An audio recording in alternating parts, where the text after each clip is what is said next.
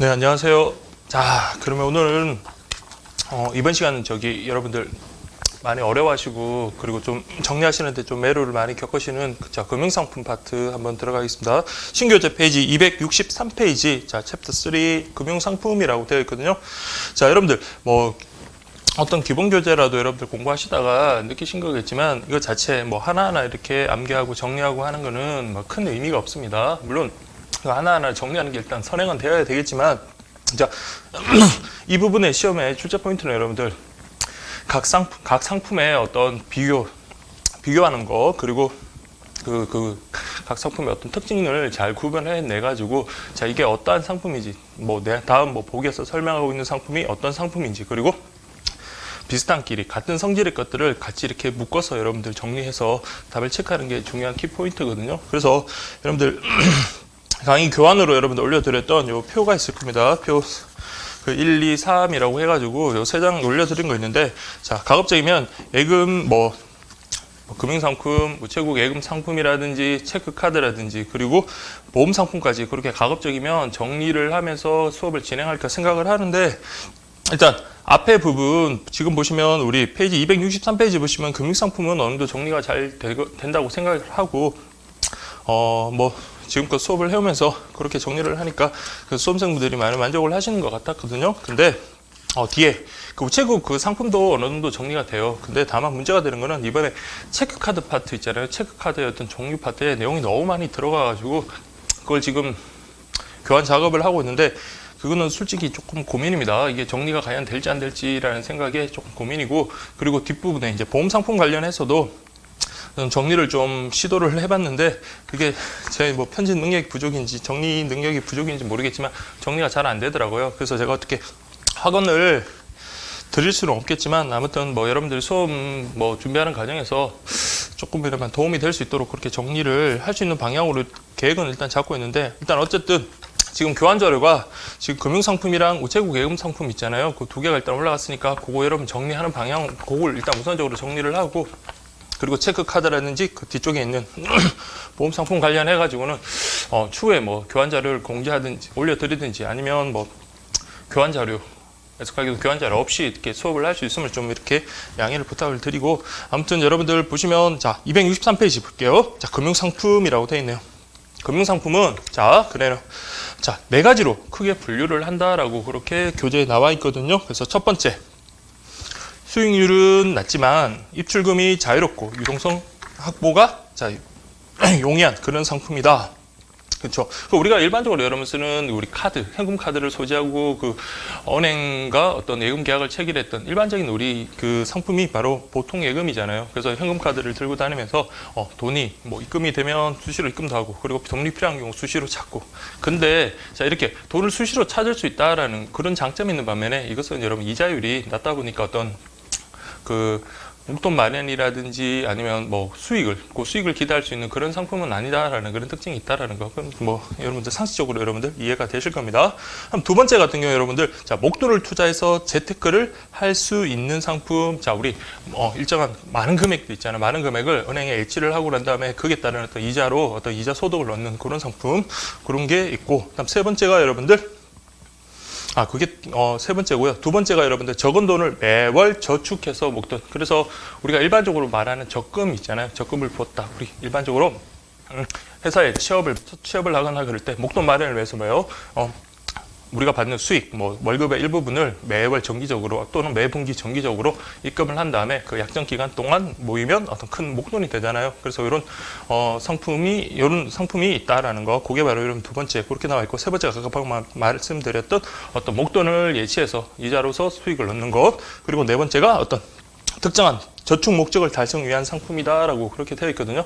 그래서 여러분들 크게 어려운 게 아니라, 자, 4가지로 딱 분류를 하시고, 그리고 그 4가지 금융상품의 어떤 성질과 관련해가지고 어떤 종류별로 구분을 해놨거든요. 그래서 여러분들이, 자, 제일 먼저 여러분들 이런, 상품을 비교하는 것들을 여러분들 공부하시기 위해서는, 자, 각자에게 어떤 세부적인 내용을 물론 공부하시는 것도 좋아요. 물론 방법은 수험생마다 다르시겠지만, 근데 처음에는 여러분들이 큰 틀에서부터 여러분들 들어가시는 게 좋습니다. 그래서 처음 우리가 볼 게, 자, 입출금이 자유로운 상품이고, 두 번째가 다달이 우리 적금을 넣어가지고 목돈을 마련하는 상품. 그럼 세 번째가 여러분들 큰 돈을 목돈을 예치를 한 다음에 여러분들 거기에 따른 어떤 투자 수익을 얻는 상품. 그리고 네 번째가 어떤 특수한 목적을 위한 거다. 그렇게 구분을 하시고, 그리고 여기 교재에 나와 있는 거 보시면 입출금이 자유로운 상품이라고 해서 제일 먼저 나오는 게 여러분 보통예금 나오고, 그다음 뭐 저축예금, 가계당좌예금 등등등 해서 6가지가 나올 겁니다. 그러면 일단 이 6가지의 성질이 뭐다? 수시 입출금식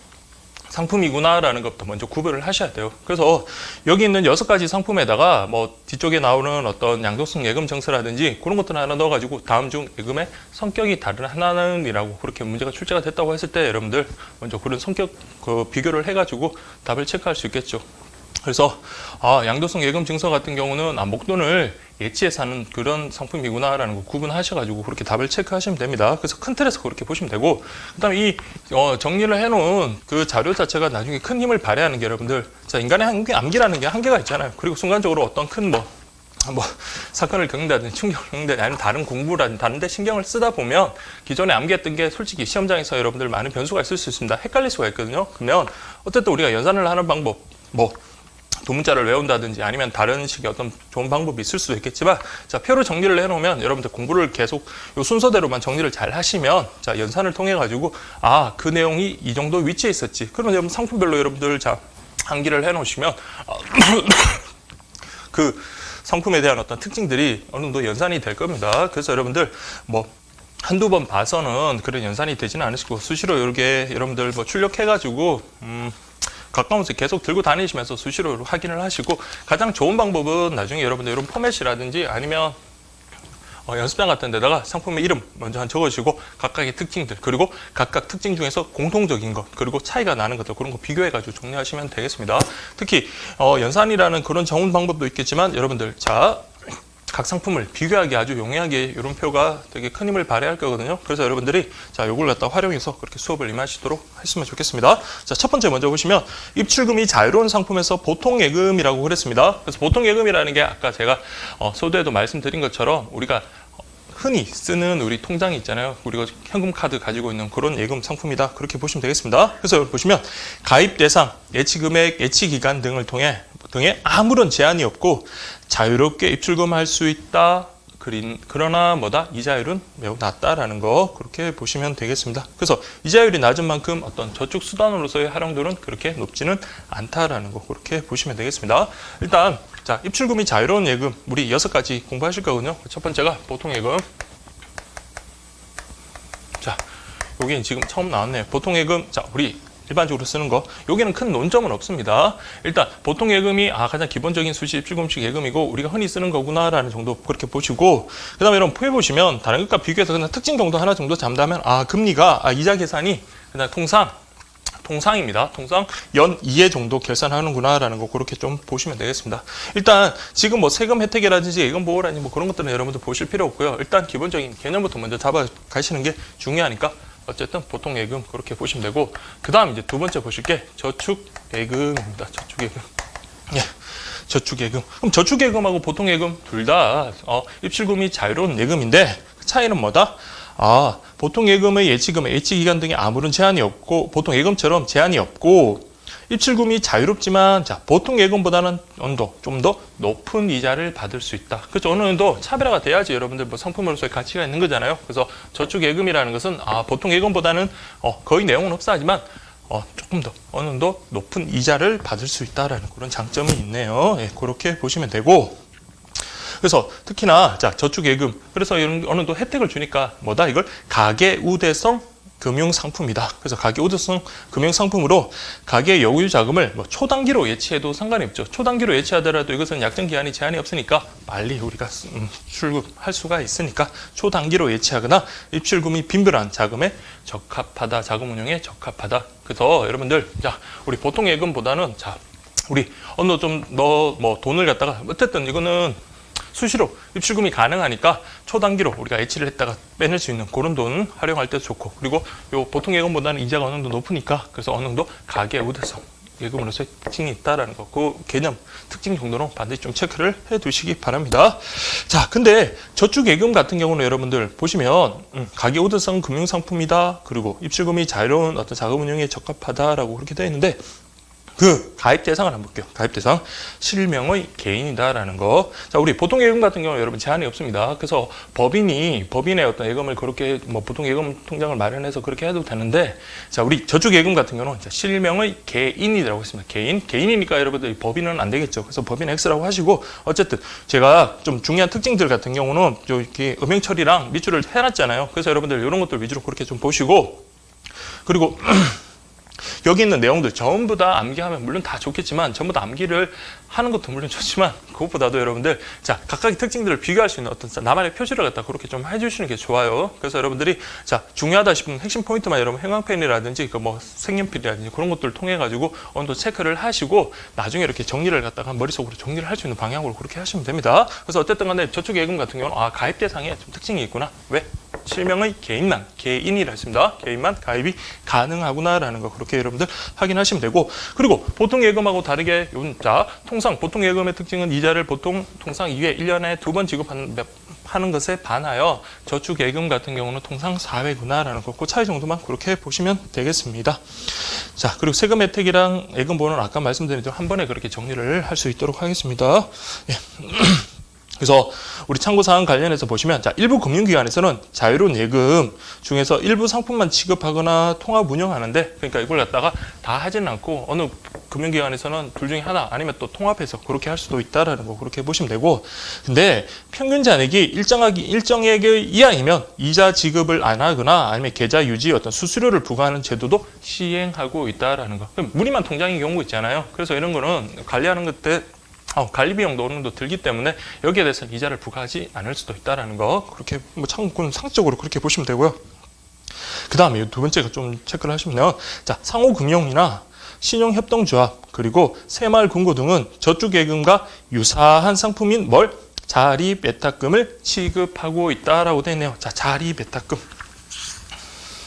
우리 저희가 보셨던 거기 종이 보시면 3페이지 보시면 정기예탁금이라는 거 있거든요. 정기예탁금. 그러니까 정기예탁금하고 비슷한 대형되는 어떤 의미인데, 자, 근데 상호금융이라든지 신용협동조합, 새마을금고 등은 어떤 저축예금이 아닌 자립예탁금. 그러니까 거의 내용은 유사하다고 보시면 됩니다. 그래서 얘네들은 자립예탁금이라는 것을 취급하고 있다.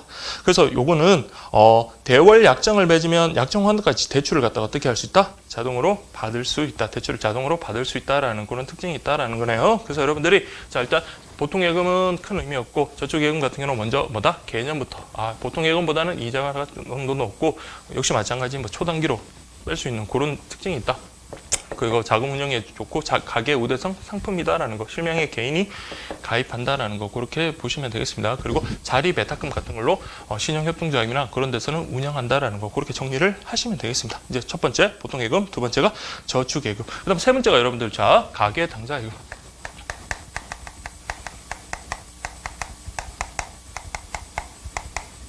가계 당좌예금. 자, 우리 가계 당좌예금이라는 것은 우리 앞에서 배웠습니다. 당좌예금 거래계약이라고 해가지고 어음이라든지 수표, 지급을 목적으로 체결하는 계약으로서 당좌예금 계약 같은 경우는 좀 많은 특징이 있었죠. 그래서 여러분들이 미성년자라든지 그런 어떤 제한 능력자가 단독으로 우리 할 수도 없고, 또 이 범죄 행위의 성질이라는 게 우리 검사 소비 임치뿐만 아니라 위임 계약의 어떤 성질, 그것이 혼합된 그런 계약이다라고 그렇게 봤었고요. 그리고 성간, 주의 의무, 그리고 가계 당좌예금, 당좌 거래 같은 경우는 여러분들 자 일반적으로 법인의 등기부를 갖다가 신고하기 때문에 우리 가계 당좌예금과 관련해 가지고 공동대표이사에서 어떤 단독 대표가 와가지고 가계 당좌예금을 체결했다. 그럼 은행에서 면책을 주장하기 위해서 나 표현 대리다라고 그렇게 주장을 했을 때 그것은 어떤 인정되기가 어렵다라는 것까지 그렇게 정리를 했습니다. 어쨌든 가계 당좌예금 의미는 자 가계 수표 발행할 수 있는 개인을 개인용 당좌예금이며, 자 가계 수표 발행이네. 가계 수표 발행. 자 일반적으로 여러분들 당좌예금 같은 경우는 무이자입니다. 무이자. 그런데 요 가계 당좌예금은 이자를 지급하는 이자가 지급되는 가계 우대식 어떤 요금을 예금이다라는 그런 특징이 있다. 자, 요거는 먼저 체크를 한번 해주시고요. 그 다음에 가계 당좌예금 같은 경우는 수표, 가계 수표를 발행하는 것을 목적으로 하기 때문에 자 이것은 자 은행과 개인만의 문제가 아닙니다. 이렇게 수표가 전전 유통되다 보면 나중에 부실 처리돼 버리면 뭐 사회적으로 미친 영향도 크잖아요. 그렇기 때문에 자 요것을 가계 당좌예금을 발행할 수 있는 사람들은 가입이 제한되어 있겠죠. 당연히 어떤 신용도가 높다라는 그런 정도의 어떤 제한이 있겠습니다. 특히 가계당좌예금 같은 경우는 취급기관이 어디? 은행이다. 은행이 체크할게요. 은행만 취급할 수 있다라는 거 그렇게 보시면 되고, 그리고 그 가입 자격은 신용 상태가 양호한 개인이나 자영업자에 한한다라는 거 그렇게 구분하시면 됩니다. 그래서 저축예금은 실명의 개인이면 누구나 다 가입할 수 있고 체결할 수 있지만 가계당좌예금 같은 경우는 신용도가 좋아야 된다는 그런 제한이 있습니다. 그리고 예치 한도에 대해서는 제한이 없습니다. 근데 가기수표, 우리 어떤 개인이나 자영업자들 신용도가 좋다 하더라도 너무 큰 액수를 발행하면 좀 부실에 처리될 위험이 있잖아요. 그래서 한도가 정해져 있습니다. 수표 한 장당 발행 한도에 대해서 우리 봉급생활자랑 그리고 우리 자영업자 구분합니다. 그래서 봉급생활자 같은 경우는 100만 원. 그 다음에 자영업자 같은 경우는 500만 원까지 수표 한 장당 발행할 수 있다는 거. 이런 것도 좀 체크를 해 두시면 될 것 같고요. 그 다음에 여러분들, 세금 혜택이 없다라는 거 그냥 일단 가볍게 보시면 되고, 특히나 가계당좌예금 같은 경우는 우리, 당사자 외에 제3자에게 미치는 영향이 크기 때문에 이것을 갖다 여러 금융기관마다 여러분들 발행을 해가지고 이런 가계수표를 발행해서 뿌린다고 생각했을 때 나중에 부실 처리될 가능성이 상당히 많잖아요. 그래서 여러분들 이거는 모든 계좌에 하나만 할 수 있다는 거. 제가 만약에 신한은행을 터가지고 신한은행과 계약을 해서 가계당좌예금을 맺었다. 그럼 국민은행이나 하나은행 이런 데서는 가계당좌예금 체결할 수 없다라는 그런 의미입니다. 그렇게 보시면 되겠습니다. 그래서 참고사항 한번 보시면 모든 은행에 걸쳐서 1인 1계좌만 거래가 가능하고 예금 잔액이 부족하다. 그럼 대월 한도 범위 내에서 대월이 가능하다라는 거. 그 다음에 거래 실적이 양호하다. 그러면 대출도 좀 해주겠다. 소액 대출도 가능하다라는 거 그렇게 보시면 되겠습니다. 근데 가계수표의 어떤 예금 잔액 및 대월 한도 내에서 발행을 하는 게 원칙인데 초과가 됐다. 그럼 자기 어떤 예금 잔액보다 더 많은 어떤 수표를 발행했다. 그러면 거래 정지할 처분도 가능하겠죠. 그건 상식적으로 여러분 기억하시면 됩니다. 그래서 이런 것들은 상식적인 의미들은 여러분들 그냥 가볍게 보시면 되고 각각의 특징들만 그렇게 보시면 됩니다. 어쨌든 가계당좌예금 같은 경우는 일반적인 당좌예금 같은 경우는 무이자인데 반해서 요 가계당좌예금 같은 경우는 이자를 지급한다라는 그 특징이 있다는 거 먼저 아주 중요하고요. 그다음 가계당좌예금을 취급하는 기관은 어디만? only 은행만 된다. 체국 안 됩니다. 은행만 된다라는 거. 그리고 가계당좌예금 같은 경우는 여러분들 아까 가계수표 발행을 목적으로 하는 거라 그랬죠. 수표가 준전 유통되고 하다 보면 다른 사람이 미치는 영향이 크기 때문에, 그리고 그것이 부실 처리되면 안 되잖아요. 그래서 여러분들 신용도가 높은 어떤 개인이라든지 자영업자에 한한다. 개인 같은 경우는 여러분들 수표 한 장당 발행할 수 있는 한도액이 얼마? 100만 원. 그러나 자영업자 같은 경우는 한 장당 500만 원까지 발행이 가능하다라는 거. 그리고 다른 한 금융기관에 우리 가계당좌예금을 체결했다. 그럼 다른 금융기관에는 체결할 수 없다. 즉 모든 계좌, 전 은행이 통틀어서 한 계좌만 우리 개설할 수 있다라는 그런 특징이 있습니다. 그래서 이 세 개. 다시 계속 여러분들 왔던 길을 다시 돌아가면서 반복을 하면서 그렇게 해가지고 여러분들 정리를 하시면 머릿속에 잘 들어올 겁니다. 보통예금, 저축예금, 가계당좌예금. 배우까지 정리를 했습니다. 그 다음에 이번에 네 번째가 여러분들 시장금리부 수시 입출금식 예금.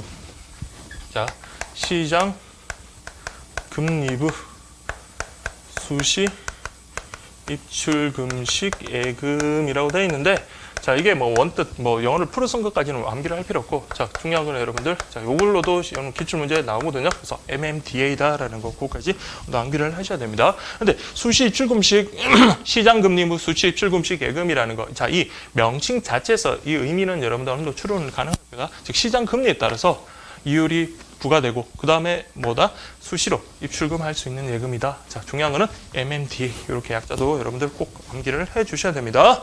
그래서 개념을 보시면 시장의 실세 금리에 의한 고금리가 적용되고 입출금이 자유롭다. 그래서 각종 이체나 결제 기능이 가능한 어떤 단기 상품이다라는 거. 단기 상품이 여러분 미출할 것이고 대부분은 여러분들 우리가 아는 상품들은 대부분 다 단기 상품입니다. 그래서 단기 상품 그래야지 어느 정도 메리트가 있는 거잖아요. 그래서 가입 기한이 너무나 길어가지고 약정 기한이 길으면 여러분들 아무래도 현금을 유동화시키기가 힘들잖아요. 그래서 여러분들 대부분은 단기 상품인데 어떤 장기 상품인 거 몇 개가 있거든요. 그 정도만 체크를 하시고, 근데 어려운 게 아니에요. 상식적으로 생각해도 적금 같은 경우는 여러분들 가입 기한이 길면 길수록 이율도 높고 약정이 어느 정도 길잖아요. 그러니까 그런 적금이라든지 보통 예금 같은 경우도 마찬가지고, 그래서 여러분들 대부분에는 단기 상품이니까 뭐 너무 신경 안 쓰셔도 되고 아무튼 기장금리 흡수 17금식이고 M&D에는 단기 상품 그리고 이자가 앞에 있는 것들보다 어느 정도 높다라는 거 그렇게 보시면 되고 근데 더 중요한 거는 자 여러분 보시면 자 언제 필요할지 모르는 자금이나 통상 500만 원 이상의 어떤 목돈을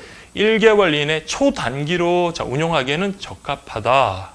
근데 500만 원 이하면 아무리 얘네들이 이유가 앞에 것보다는 좋다고 하더라도 그렇게 높은 편은 아니거든요. 그렇기 때문에 500만 원 이하의 어떤 그 이유를 갖다가 적용하고 그다음 초단기로 운영했다? 그럼 이자가 그렇게 있지는 않겠죠. 그래서 별로 어떤 실익은 없다라는 500만 원 미만의 어떤 그런 돈은 실익이 없고 다만 이런 경우 초단기로 500만 원 이상을 갖다가 우리 입금한 경우에는 어느 정도 좀 실익이 있다라는 정도만 체크를 하시면 돼요. 그래서 언제 필요할지 모르는 자금 아니면 통상 500만 원 이상의 목돈을 1개월 이내 초단기로 운영할 때는 유리하다라는 거 그리고 뭐 각종 원가금, 뭐 결제통장 이런 걸로는 다 이용할 수 있다.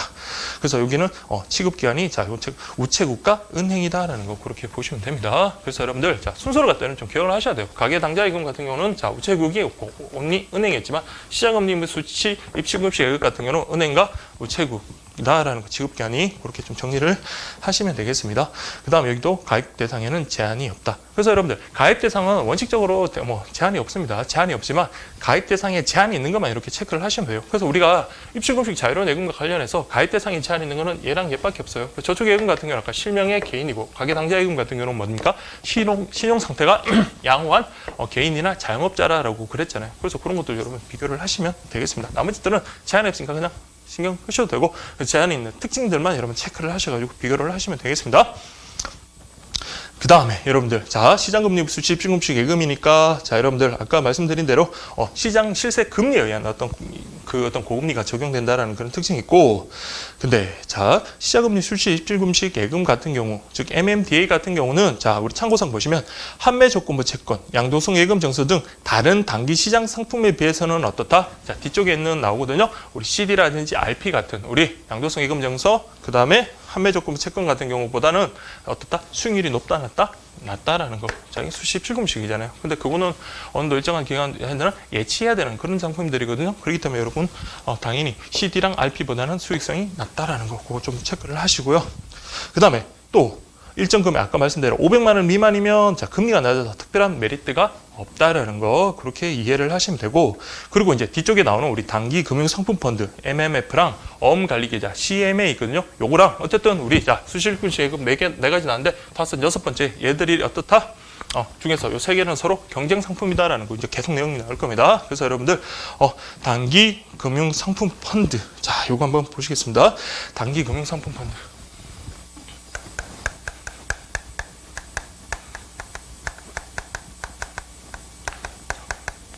네, 요거는 다음에 어음관리 계좌까지 같이 할게요. 자, 이렇게 보시고 어쨌든 얘네들 세 명은 뭐다? 어떤 경쟁 상품이다라는 거. 자, 이건 크게 어렵지 않을 겁니다. 그래서 세 개 정도 이렇게 묶으시고 자, 보시면 자. 단기 금융 상품 펀드 같은 경우는 자, 말 그대로 뭡니까? 단기적으로 어떤 펀드를 갖다 투자를 해가지고 거기서 얻는 수익을 갖다가 우리 배당해 주는 거, 그걸 갖다 우리 단기 금융 상품 펀드라고 하거든요. 그래서 보시면 자산 운용 회사가 여러 고객이 어떤 투자한 자금을 모아가지고 주로 어떤 양도성 예금 증서 아니면 기업 어음 아니면 잔존 만기 1년 이하의 어떤 국채 같은 어떤 이런 단기성 상품 등에 투자를 해가지고 얻는 수익을 갖다가 이제 이제 배당을 하는 거죠. 그래서 사람들에게 돈을 쭉 투자한 돈을 끌어모은 다음에 어떤 CD도 여러분 단기 상품이잖아요. 그래서 아니면 뭐 단기 국채라든지 그런 데 투자를 해서 수익을 얻잖아요. 그 얻은 수익금을 이제 배당을 해주는 거예요. 그게 바로 단기 금융 상품 펀드다. 자, 우리 여기도 마찬가지 명칭상에서 여러분들 어느 정도 개념은 추론할 수 있겠습니다. 예, 그렇게 보시면 되겠고 자 그래서 배달하는 채권을 투자하는 채권 투자 신탁 상품이다. 자 채권 투자 신탁 상품 자 이거 어느 정도 뭐 법을 좀 공부하신 분이나 아니면 경제적으로 좀 경제학 경영 좀 공부하신 분들은 그렇게 와닿지는 않으실 건데 어쨌든 채권에다 투자를 하는 거다. 그래서 채권 투자 상품은 단기 금융 상품 펀드다. 이거 반드시 좀 체크를 해 두시기 바랍니다. 그래서 최저 가입에 어떤 최저 가입 금액에 대해서는 제한이 없고, 그다음에 황금성이 높으면서, 황금성이라는 것은 돈을, 황금성, 우리 투자를 할 때 바로 돈을 찾을 수 있는 그런 황금성이 높으며 시중 실세금리 수준의 수익을 올릴 수 있기 때문에, 자 보실게요. 소액 투자자나 아니면 단기 자금 운용에는 유리하다. 아까 거랑 비교했을 때 우리 시장금리부 수시 필금식 예금 같은 경우는 너무 소액 같은 경우는 여러분들 물론 초단기는 유리하긴 하지만 초단기에 운용할 수 있는 것은 좋지만 어떻습니까? 소액 같은 경우는 별다른 메리트가 없다라고 하는 반면에 단기 금융 상품펀드는 말 그대로 투자를 한 거잖아요. 그래서 투자를 해서 여러분들 얻는 수익금, 배당금을 받는 거니까 어쨌든 여기는 어떤 초단기로 해서 수익을 낼 수 있는 그런 장점이 있다라는 거 그렇게 보시면 됩니다. 그래서 소액 자금도 소액 투자나 단기 자금 운용에도 유리하다라는 거 그렇게 보시면 되고요. 자, 근데 중요한 건 여러분들, 자, 단기 금융 상품 펀드 같은 경우는 자, 운용 회사가 다릅니다. 운용 회사라는 것은 말 그대로 뭡니까? 자, 은행에서 우리 예금 상품 가입을 해가지고 돈을 모으잖아요. 그걸 갖다 우리 자산 운용 회사에다 주면 자산 운용 회사가 이런 펀드 같은 채권 같은데 투자를 해서 우리 실적을 올리는 겁니다. 그래서 자, 운용 회사는 어디다? 자산 운용 회사다. 근데 판매 회사, 그러니까 자산 운용 회사는 그 은행이라든지 각 증권사에서 모아둔 돈을 가지고 그 돈을 운용하는 거지. 그래서 직접 팔지는 않습니다. 그래서 여러분들, 자, 운용회사 같은 경우는 자산 운용회사다. 이렇게 보시면 됩니다. 판매사는 은행, 증권사, 보험사에서 이런 상품 펀드를 판매하고 있다라는 거. 그래서 여러분, 얘네들은 이자가 따로 있는 게 아니라 배당률에 따라서 이자를 지급한다라는 거. 그렇게 보시면 되고. 그 다음 이제 여기도 마찬가지 세금 혜택은 없고, 자, 이금자 보호는 없네요. 그래서 여러분들, 요거는 이따가 잘 끝까지 다 가고 난 다시 한번 정리를 하겠습니다. 그래서 단기 금융 상품 펀드 같은 경우는 아까도 말씀드린 대로 자, 은행의 MMDA나 증권사 등의 CMA 등과 경쟁 상품이다. MMDA랑 CMA 얘네 세 명이 서로 경쟁 상품이다라는 거 그렇게 볼 수 있고, 그 다음에 어떤 대기 자금 예치 시 높은 수익을 얻을 수 있는 상품이다라는 거 그렇게 보시면 되겠습니다.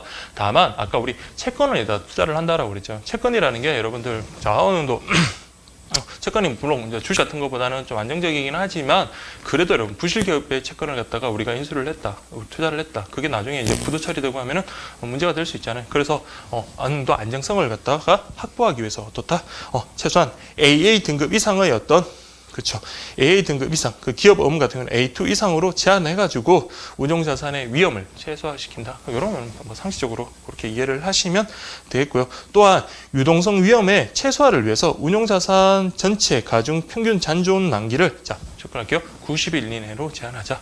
자, 우리 앞에서 공부를 했습니다. 그래서 단기 금융시장과 자본시장, 즉 장기 금융시장에서 단기 금융시장 같은 경우는 여러분들 그 어떤 금리라든지 아니면 투자 시장 환경의 변화에 따라 어떤 위험률이 최소화된다 그랬잖아요. 그래서 가급적이면 고객을 보호하기 위해서는 자, 투자 기간을 짧게 잡는 게 좋습니다. 자, 아무래도 장기간으로 잡아버리면 거기에 따라서 시장 금리 변동 폭이라든지 아니면 시장 환경의 변화의 어떤 리스크가 더 클 수밖에 없잖아요. 그렇기 때문에 이때는 자, 90일로 제한한다는 거. 그래서 단기 그렇게 일반적으로 그렇게 보시면 됩니다. 그래서 단기 금융상품들은 자, 채권 투자 상품이다. 자, 요거는 얘네들보다는 어떤 소액 투자에는 더 유리하고 이자가 따로 있는 것이 아니라 그 수익금에 따른 어떤 배당을 받는다라는 거 그렇게 보시면 되겠습니다. 그리고 어떤 리스크 줄이기 위해서 최소한 AA 등급 이상인 곳에 투자를 하고 그리고 90일 정도의 어떤 예치기간을 보통 두는 게 특징이다라는 거 그렇게 여러분들 정리를 하시면 되겠습니다. 그 다음에 여러분들 마지막으로 보실 게 어음관리계좌거든요. CMA라는 어음관리계좌입니다. 그래서 보시면 종합금융회사나 증권회사가 자, 고객의 예탁금을 어음 및 국공채 등 단기 금융상품에 직접 투자해서 운영한 다음에 또 마찬가지 그 수익을 어떻게 우리 고객에게 배당해 주는 그런 단기 금융상품이다라는 거 그렇게 보시면 됩니다. 근데 자, 이건 내용은 그대로 다 여러분들 이해되실 거예요. 예탁금엔 제한이 없는데 수시 입출금이 허용되면서도 실세금리 수준의 수익이 잡힌다. 다 뭡니까 이거? 얘네들 6가지 상품 다 뭐다? 수시 입출금 시계금이니까 이렇게 정리를 해두시고 뭐 그 보시면 훨씬 더 이해가 잘 되시고 정리가 잘 되실 겁니다. 그래서 개인이나 기업이 1개월에서 6개월 정도의 어떤 여유자금 운영하는데 적합하다라는 거 그렇게 보시면 되고, 자, 여기는 자, 취급기간 관련해서 보시면 자, 종합금융회사와 증권회사 이건 두 개를 반드시 구분을 해야 됩니다. 왜냐하면 뒤쪽에 나오는 어떤 예금 보호 관련해가지고 종합금융회사냐 증권회사에서 운영하는 거냐 그거에 따라서 예금 보호가 달라지거든요. 뭐 미리 결론을 말씀드리면 증권회사 같은 데서 운영하는 경우는 자, 예금이 보호되진 않습니다.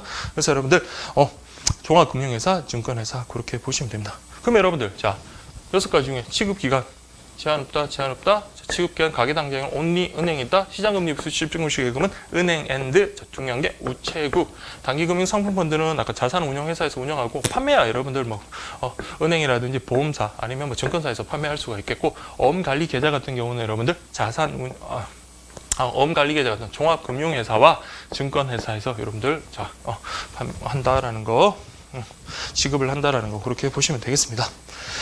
예, 그렇게 보시고 역시 수익도 실적 배당을 해주고 그 다음에 인출할 때 현금하고 배당금까지 그렇게 배당금이 여러분들 이익이잖아요. 그래서 여러분들 그렇게 받을 수가 있다라는 거 그렇게 정리를 하시면 되겠습니다. 그래서 참고사항 관련해서 보시면 자 거래 방법은 어떤 실물이 아닌 어음관리 통장으로만 거래가 된다라는 거 어음관리 통장 어음관리 계좌 통장만 처리해두고 그 다음에 만기가 지났어요. 근데 그러면 만기가 지났으면 당연히 인출할 수 있겠죠. 그렇죠. 인출하지 않더라도 당연히 그거는 어떻다? 원리금이 자동 재예탁되는 방식으로서 어떤 예탁 기간이 연장된다. 뭐 그런 거는 여러분들 가볍게 그렇게 보시고 마찬가지로 자 이런 거 하나 둘 셋 뭡니까 서로 경쟁 상품이다라는 거 그렇게 정리를 하시면 됩니다.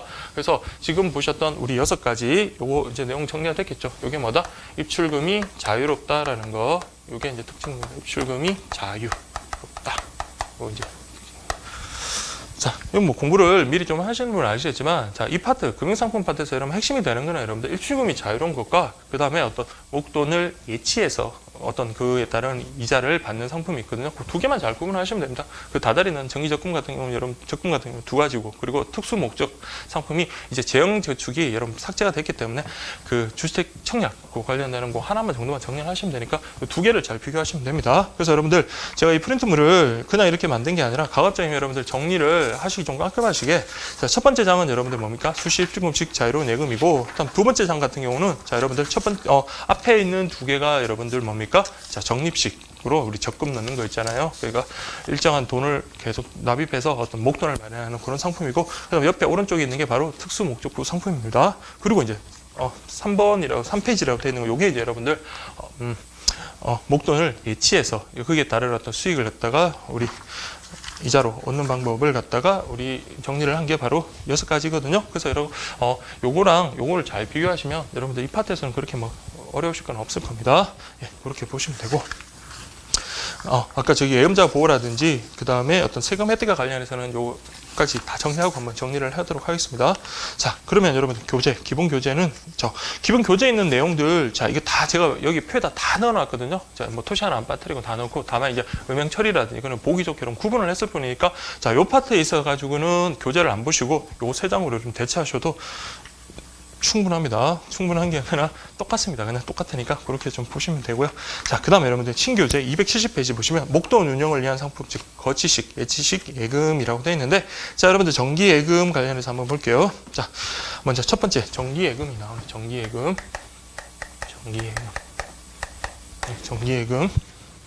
정기예금이라는 것은 뭐다? 계약할 때 저축기간 금리를 미리 정해서 일정 금액을 예치하는 어떤 장기, 자, 여기 첫 나오네요. 장기 저축성 예금이다. 그래서 약정 기간이 길면 길수록 우리 우체국이라든지 우리 은행 앞을 지나가다가 보면은 어떻습니까? 그 몇 년 약정에 이자가 어떻고 나오잖아요. 보통 보면 어때요?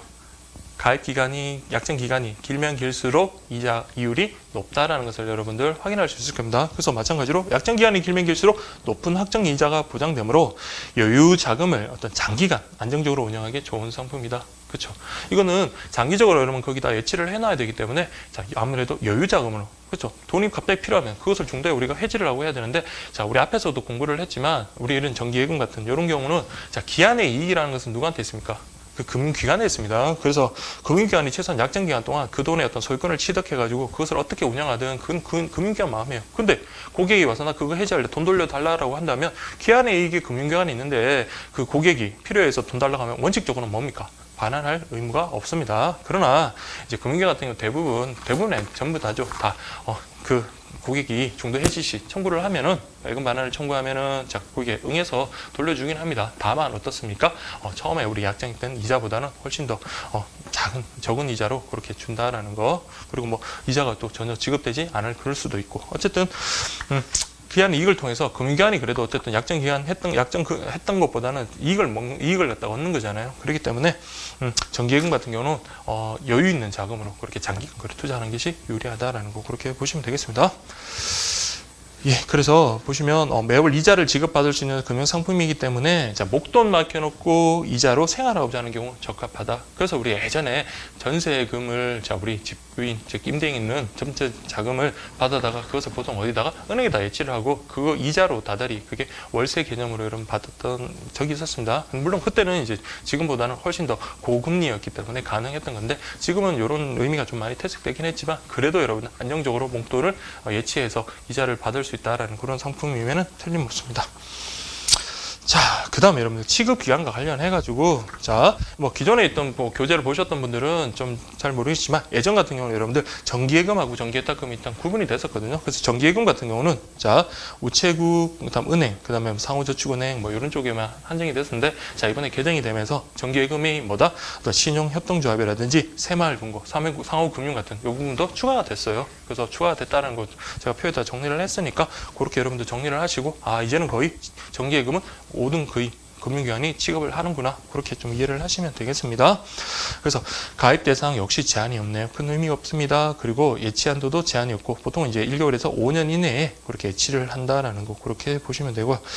그리고 이제 쭉 가서 내려가서 여러분들 참고사항 보시면 자, 만기 이전에 중도 해지하면 약정금리보다 낮은 중도 해지율이 적용되기 때문에 가급적이면 어떻게 해라? 만기까지 예치하는 것이 고객에게는 유리하다. 뭐 당연한 말이죠. 아까 왜 기한 이익은 누구한테 있다? 금융기관에 있다. 그렇게 보시면 되고 자, 그 다음에 여러분들 저기 우리가 앞에서 공부했던 것 중에 자 뭐 약관에 의하든지 어쨌든 간에 우리 이율이 바뀐 경우 어떻게 해야 됐습니까? 우리 입출금이 자유로운 어떤 보통예금이다라고 했을 때는 어떻습니까? 바뀐 이율이 그때부터 이제 적용이 된다 그랬잖아요. 근데 적금이라든지 정기예금 같은 경우는 여러분들 어떻습니까? 자, 얘들은 원래 원칙적으로는 자 이율이 처음에 정해진 대로 끝까지 가는 게 원칙입니다. 그렇기 때문에 이율이 바뀌더라도 처음 이율 그대로 가는 것이 원칙이지만 자 이게 금리를 이제 변동식 금리를 줬다. 그래서 시시각각 바뀌는 금리를 적용하겠다라고 하면 그럼 어떻습니까? 보통예금과 마찬가지로 그때부터 바뀐 이율을 적용하고 통장에다가 이제 바뀐 이율을 그냥 표시하기만 하면 되는 겁니다. 그거 하나 뭐 기억이 나서 여러분들 말씀을 드린 거고 어쨌든 그렇게 정리를 하시면 될 것 같고요. 그 다음에 여러분들 보실 게 그리고 여러분들 정기예금 같은 경우는 자 통상 예금 잔액의 95% 그러니까 거의 뭐 지금 제가 예치해놓은 그 돈을 담보로 여러분들 95%까지 대출이 가능하다라는 거. 자, 이거는 여러분들 금융기관에서 이것만큼 확실한 수단이 없는 거잖아요. 자, 제가 100만 원을 가지고 있어요. 그럼 100만 원 중에 어떻다? 95만 원을 대출해주고 난 다음에 어쨌든 그 돈을 변제하지 못한다 하더라도 어떻습니까? 그 100만 원 그게 자기에게 있는 한 뭐 변제하지 못한다 하더라도 손해 볼 것은 없잖아요. 그래서 이 정기예금된 즉 예치된 돈을 담보로 95%까지 대출이 가능하다는 거 그렇게 좀 보시면 될 것 같습니다. 그다음에 여러분 보셔야 될 게 정기예탁금인데요. 정기예탁금 같은 경우는 자 은행에서 우리 취급했던 그러니까 기존에는 은행에서만 취급을 했잖아요. 그래서 은행의 정기예금과 유사한 상품인데 자, 요 같은 경우는 특징 좀 보셔야 돼요. 상호금융이라든지 새마을금고, 신용협동조합 등의 어떤 신용협동기구 등이 취급한다. 그럼 누군 취급 못한다? 자, 정기예탁금은 자, 은행 등은 취급하지 못한다. 은행은 취급하지 못하고 우리 신용협동기구 같은 그런 쪽에서 취급을 한다라는 거 보고 여러분들 좀 체크를 하시고 특히나 정기예탁금 같은 경우는 보세요. 비과세 혜택이라든지 그리고 기존의 어떤 은행권보다는 더 고금리를 적용하기 때문에 일반 서민들이 목돈 운용에 적합한 수단이다. 아주 중요한 핵심이죠. 그래서 정기예탁금 그렇죠.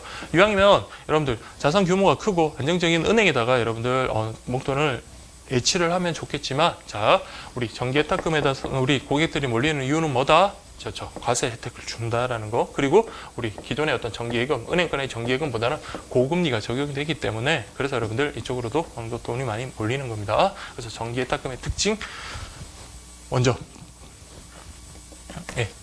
은행의 정기예금과 유사한 상품이지만 여기 취급 다루는 기관이 약간 신용협동조합 뭐 아니면 새마을금고 같은 그런 쪽 이렇게 보시면 일반 은행에서는 취급하지 않고 그런 쪽에서만 취급을 한다라는 거 먼저 구분을 하시고 그러면 가입 자격과 관련해서도 자 가입 자격은 구분을 해요. 그러니까 우리 신용협동기구 관련해서 그 가입 자격이 자 우리 정기예금 같은 경우는 제한이 없습니다. 가입을 할 수 있는 사람이 그러나 정기예탁금 같은 경우는 자 그쪽에 어떤 조합원 그 다음에 뭐 회원 뭐라고 하는데, 근데 여러분들 자 회원이 아니고 우리 새마을금고라 이런 거 이용해 보셨지만 일반 국민들 다 이용 가능합니다. 근데 이제 가입함과 동시에 뭘 부여를 합니까? 그렇죠. 조합원이라든지 회원의 자격을 부여하기 때문에 큰 차이는 없지만 그래도 어쨌든 정기예탁금은 여러분들 가입 자격이 누구? 조합원이나 준조합원 또는 회원에 한한다라는 거 그렇게 보시면 되겠습니다. 그리고 정기예탁금 아까 보셨지만 일반 서민들이 목돈 운영하는데 적합한 수단이다. 그래서 여러분들 세금 혜택과 관련해서 2018년도 말까지 3천만 원 한도 내에서는 과세를 하지 않는다라는 거, 아까 말씀드린 비과세 혜택이 있다라는 그런 특징이 있습니다.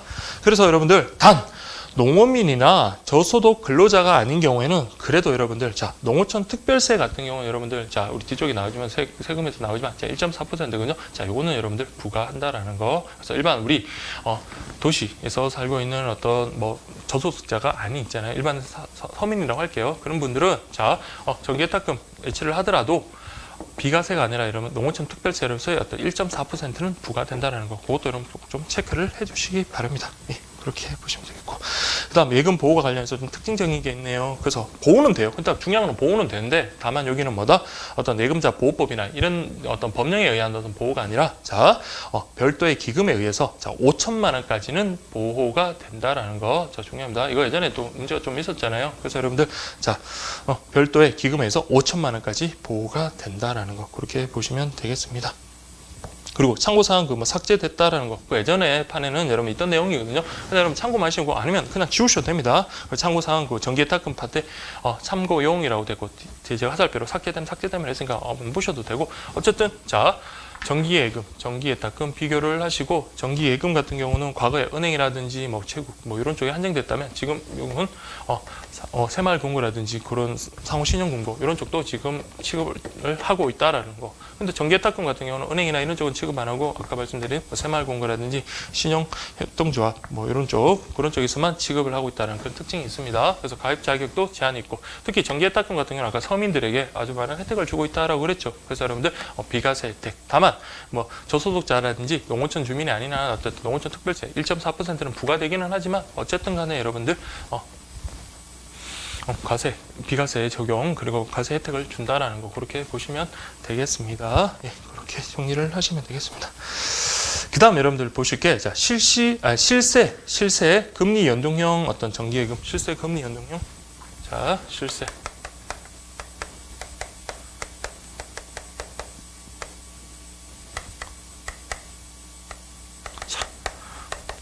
실세 금리 연동이라고 되어 있는데요. 자, 우리 일반적인 정기예금 같은 경우는 고정금리잖아요. 그렇지만 이건 뭡니까? 실세. 자, 그러니까 그때마다 적용되는 어떤 금리를 적용시키겠다라는 그런 겁니다. 그래서 개념 자체만 여러분 체크하시면 됩니다. 그래서 일정 기간마다 시장 실세 금리를 반영해서 적용 금리를 변경하는 어떤 정기예금이다. 그래서 여러분들 아무래도 뭡니까?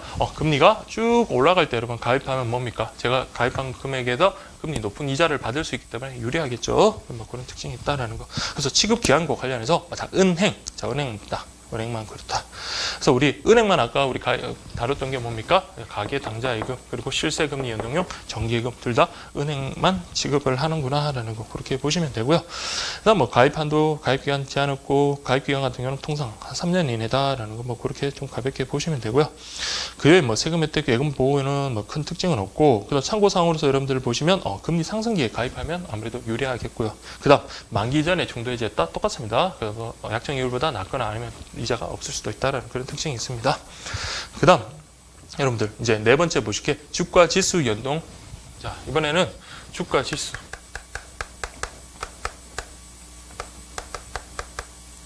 자, 주가 지수 연동형인가요?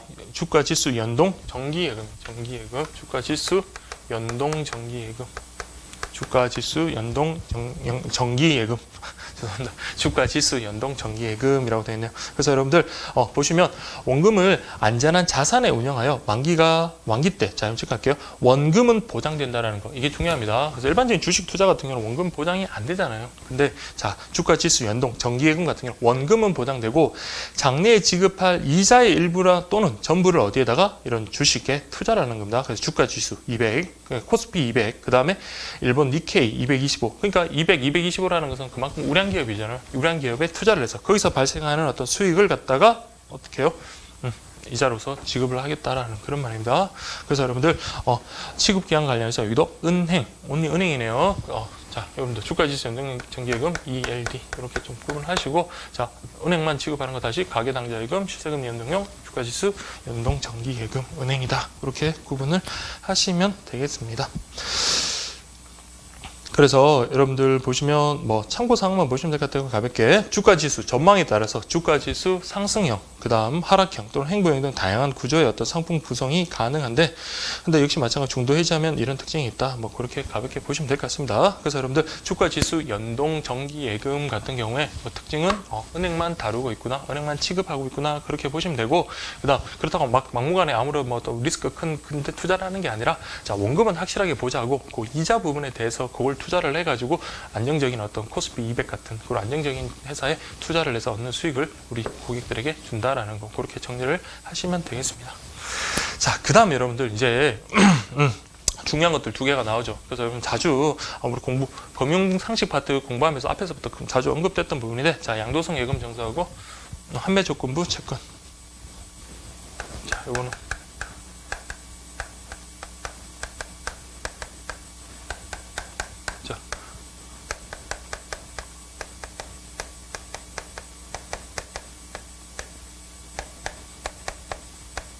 이렇게 좀 구분을 하시면 됩니다.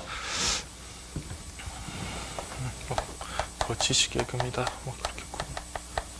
그래서 이렇게 보시고, 자, 그 다음에 양도성 예금 정서 같은 경우는 오늘도 논점이 많은데 우리 앞에서 워낙 많이 나왔기 때문에 뭐 그때 그거 생각하시면서 정리를 하시면 될 것 같습니다. 그래서 양도성 예금 정서가라는 것은, 자, 은행이 양도성을 부여하여, 자, 무기명 할인식입니다. 그래서 무기명, 그러니까 여러분들 누구 특정인이 지칭된 게 아닙니다. 그래서 그걸 소지하는 사람은 누구나 다 그런 어떤 권리자가 될 수 있는 거예요. 그래서 무기명 할인식, 즉 원래 기존에 그 정서가 뭐다? 한 100만 원이다. 그럼 할인, 그냥 한 90만 원에 발행을 하든지, 아니면 그게 계속 유통될 때도 할인의 가격 유통되겠죠. 그럼 그 가격으로, 할인의 가격으로 샀다가 나중에 만기 시 어떻게 합니까? 그 원래 금액만큼 받을 수 있으면 그 차익이 뭐가 되는 겁니까? 수익이 되는 거잖아요. 그게 그냥 하나 이자 개념이다. 그렇게 보시면 됩니다.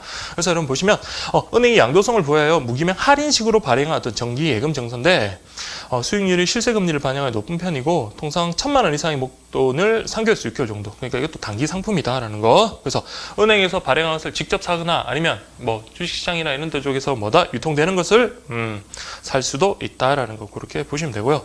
그 다음 여러분들, 자, 이거 다루는 게, 자, 은행이라든지 종합금융회사, 증권회사다. 우체국은 아닙니다. 그래서 여러분들 그렇게 좀 봐두시고, 우체국이 아니다 이렇게 보지 마시고 나중에 정리를 하신 다음에 우체국이 다루는 거, 우리 예전 기출문제 여러분 확인하시면, 자, 우체국이 취급하는 예금 상품은 이라고 이렇게 나왔어요. 그래서 나중에 공부하시고 우체국이 다루는 거 탁탁 체크를 하시면 되는 거잖아요. 그래서 여러분들, 자, 양도성 예금 정서 같은 경우는 발행 대상은 제한이 없고, 뭐 예치 기간은 30일 이상 제한이 없고, 근데 보통 90일이 일반적이다. 그래서 예치 한도도 역시 제한이 없지만 보통 500만 원 이상 해라. 뭐 가볍게 그냥 보시면 될 것 같고요. 이자 같은 경우는 여러분 할인식이다. 그래서 여러분들 예치 기간 동안의 이자를 액면 금액에서 차감하여, 즉 발행한 후에 만기 지급식 정서 소진에게 액면 금액을 준다. 그 말씀대로 100만 원으로 발행을 했다. 그러면 거기서 10만 원 할인해서 우리 발행을 했다. 그러면 그 액면 금액은 100만 원이지만 발행 시 우리 구매할 때는 90만 원 주고 구매하면 되잖아요. 그 차익을 갖다 우리가 이자처럼 얻을 수 있다라는 거, 그렇게 보시면 되고요. 특히나 세금 혜택도 없고 예금도 보호되지 않는다. 뭐 이거는 여러분들 같이 묶어서 그렇게 보시면 되고요. 특히나 양도성 예금 증서 같은 경우는 중간에, 자, 우리 해지하는 것은 불가능합니다. 내가 돈을 1,000만 원 투자를 했어요. 근데 그 1,000만 원 돈이 필요하다. 그럼 해지가 불가능하면 어떻게 해야 될까요? 그렇죠. 양도성 예금 증서를 다른 사람에게 양도, 즉 판매를 하면 되는 게, 다른 사람한테 넘기고, 그럼 다른 사람이 뭡니까? 그 가격에 사잖아요. 그럼 사면은 제가 물론 이제 처음에 약정했던 것만큼의 어떤 수익은 못 내겠지만 어쨌든 지금 당장 돈이 필요해서 중도 해지를 하지 않고 다른 사람에게 유통함으로써 그런 어떤 자기가 현금화 시킬 수 있다라는 그런 특징이 있습니다. 그래서 여러분들 중도 해지가 불가능해서 만기 전에 현금화하고자 할 때는 유통시장, 어떤 종합금융회사나 증권회사에서 매각할 수 있다.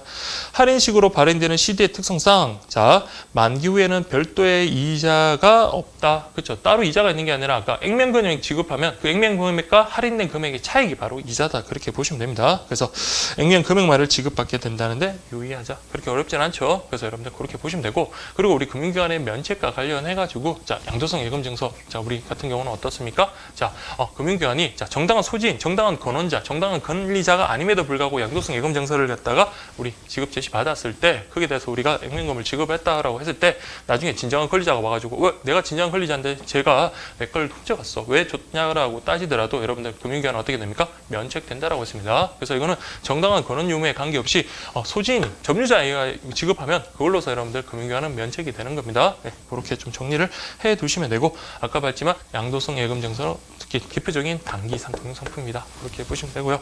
그 다음에 여러분들 환매 조건부 채권이라고 되어 있는데, 자, 여기는 환매 조건부 채권. 그러니까 뭐다? 채권을 갖다가 우리 보통 금융기관이 막 국가에서 아니면 지방자치단체에서 아니면 뭐 회사에서 발행하던 건데 어쨌든 간에 자, 국가에서 주로 발행을 한다고 생각할게요. 국가에서 어떤 공사를 하려면 공사 대금이 많이 필요하잖아요. 그래서 막 채권을 발행해가지고 그걸 누가 산다? 금융기관이 사죠. 금융기관이 사서 나중에 그 채권에 해당되는 금액만큼 어떻게 합니까? 돈을 받으면 또 그 할인 금액 차익만큼의 어떤 수익을 낼 수가 있으니까 금융기관도 일단 수익을 내야 되니까요. 그러면 금융기관이 계속 보유를 하고 여러분 수익을 나중에 만기시까지 보유한 다음에 그 차익을 받으면 좋은데, 자, 금융기관이 어떻습니까? 채권을 어떤 금융기관도 돈이 그 사이에 필요한 경우가 있잖아요. 그래서 그것을 자신들이 가지고 있는 국채나 지방채 같은 그런 것들을 누구에게? 우리 일반 고객들에게 판매하는 겁니다. 근데 그냥 판매하는 게 아니라 그럼 우리 같은 경우를 샀다가 그것을 어떻게 이제 나중에 해야 될지 잘 모르잖아요. 그때는 뭐 한다? 환매를 조건으로 한다. 환매라는 것은 다시 산다라는 그런 의미거든요. 그래서 일반 금융기관이 일반 고객들한테 판 다음에 다시 그것을 우리가 매입할 테니까 대신 우리가 매입할 때는 그 차이만큼 넌 수익을 낼 수가 있어. 그럼 우리 입장에서는 그렇죠, 안전하잖아요. 그래서 그런 것들, 그래서 그게 바로 여러분들 환매 조건부 채권입니다. 그래서 여러분 보시면 금융기관이 보유하고 있는 국채, 국권채 등 어떤 채권을 고객이 매입하면 일정 기간이 지난 뒤에 어떤 이자 가산해서 고객으로부터 다시 매입하겠다는 조건으로 운영되는 단기 금융상품. 그때 요게 환매 조건부 채권이다라는 거 그렇게 보시면 되고요. 그래서 투자 금액 기간 자유롭게 선택할 수 있고, 그래서 비교적 수익률이 높은 편이고, 역시 이것도 단기 여유 자금을 운영할 때 유리한 저축 수단이다. 특히 환매 조건부 채권 같은 경우는 우체국이 들어가네요. 우체국, 뭐 은행, 종합금융회사 등 뭐 대부분의 어떤 금융기관 가능하다라는 거 그렇게 보시면 되겠습니다. 그래서 가입 대상은 제한이 없습니다. 그리고 최소 거래 금액도 역시 제한은 없으나 뭐 보통 1,000만 원 이상이 일반적이다. 뭐 그렇게 좀 봐두시면 되고요.